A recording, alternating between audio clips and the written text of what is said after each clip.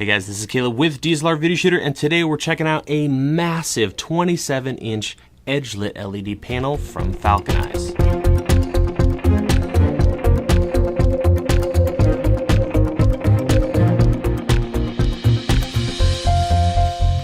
So here's the deal. A couple of videos back, I did a video talking about flex light alternatives.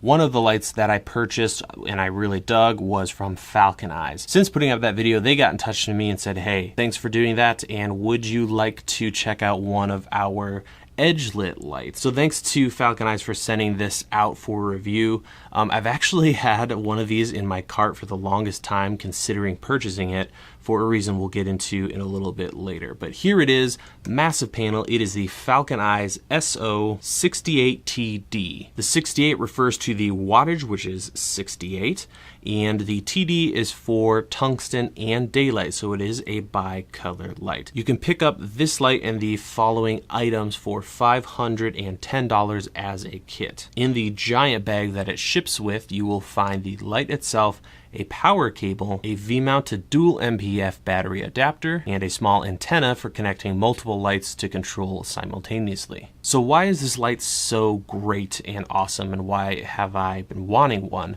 Well, first of all, there's the size. You can see how skinny this thing is, but you don't lose the quality of light with a large panel. So let me explain that a little bit. I really like soft lights for these videos. Right now I'm using my Aperture 120D with a light dome, one of the best softness and high output combos I've ever worked with. The problem is, in this tiny space, that thing takes up so much space. It is huge. And really, traditionally, that's the only way you could get super soft light, is you would have to have your light source going through layers of diffusion that were far apart from each other. That's the ticket and the key to epically soft light. The problem with that is size. So this guy, the way this is designed essentially is, and all these edge lits are pretty much the same, there is a LED strip that goes around the outside facing into the light. The light is going to bounce off of a reflective material on the back on the inside of this. Then it's going to bounce around and come out of the front of the light through this diffusion material. So we're essentially getting similar soft light qualities, but in a tiny package. So really, really powerful stuff, and it really does work well. Now, the light itself is huge. It's 27 inches, so it's not as big as my light dome, but that size is going to give you softer light. You want a big, juicy source so that your eye light shows up really nice and big instead of a tiny little dot. Because of that, this thing is a monster. It's pretty heavy. I'm going to spin it around here, completely metal. I love the build quality. It's not ridiculously like C-stand level heavy, but you would want to mount it on a pretty decent stand. Don't throw it on some janky little cheapo stand. I really like the yoke, so you could point it up or get a nice kind of high key setup. Very easy, works really, really well. On the back of the unit, we have the control panel here. It is a touch screen. I'll fire it up here.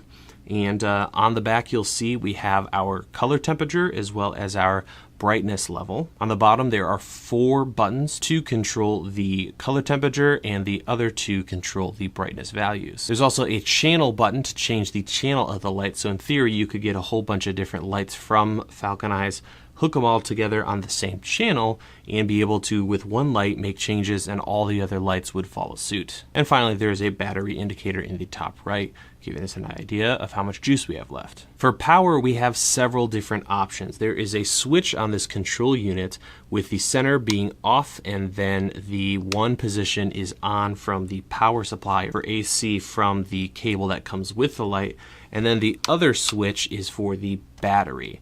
Another thing I love is similar to those flex light alternative lights, they give us a little strap that has a V-lock on it so we can mount the power brick on the light itself instead of having it dangling around, which is really, really slick, and I love that. So I'm gonna go ahead and take this off. Here is our power brick. Gonna set that down, and I'm going to grab the battery adapter that comes with the light. So this is a really slick little setup. It gives you essentially 2 MPF sockets or mounts that will adapt to V-mount. So I'm gonna go ahead and slap this on, just like that. And I'm going to switch over to the battery setup, and now we are operating on the battery. I'm going to go ahead and turn this up here. So a really ideal setup. We can do wall power or AC power and use MPF and use V-Lock batteries if we'd prefer that. As for output, this is pretty banging for the size, and considering that we're not getting direct light, it's bouncing around. So I have it very close to me obviously right now, and we'll do some setups here in a second. But very bright light. I'm gonna go ahead and drop it down to, let's say, 20%. Something like that. There's 20% right next to me. You can start to see how soft that light is. And I'm going to now switch it from 5600 Kelvin all the way down to 30,000 or 3,000.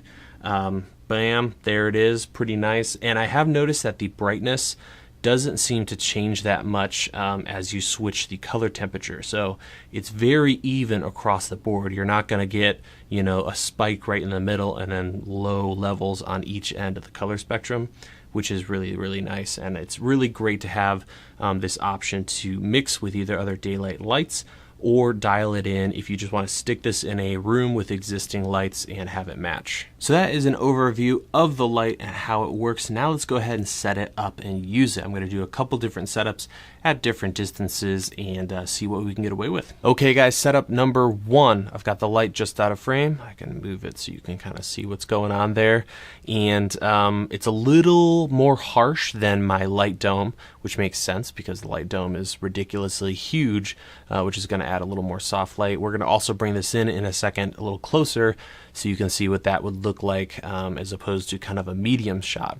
Settings wise, my camera is set to 4.5 for my aperture and ISO 200, so plenty of headroom there. And I have the light actually set to 75%, so I could bring this up and drop my aperture even more if I wanted to. So at this point, we're looking awesome. We've got plenty of play when it comes to output. Next, what I want to do is take the light output, turn it all the way to 100%, add even more diffusion to the front of it, see how soft we can get it, and then I'll bring the light in for a closer, tighter shot, more of a kind of a portrait beauty shot, and see how soft it looks when it's right up in your business. And here we are with added diffusion in front of the light. Light's in the same position. I jacked it up to 100 to compensate for shooting through another layer of diffusion. Settings are at f4.0 at ISO 200. Again, lots of room. I could jack this up to 2.8 and turn the light down if I wanted to. We have lots of headroom here, which is awesome.